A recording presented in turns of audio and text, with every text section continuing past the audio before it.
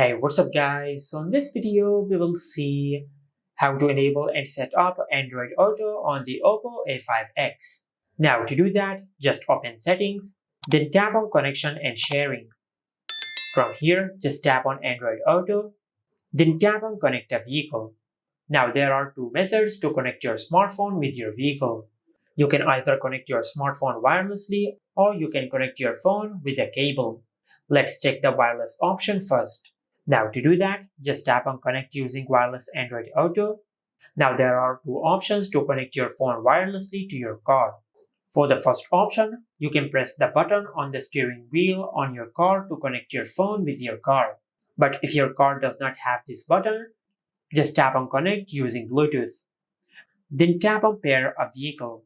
And once you do that, your smartphone will start searching for the signal of your car. And if your car supports wireless Android Auto, the name of your car will appear right here. Now, since I don't have a car near me right now, there is no signal for a car right here.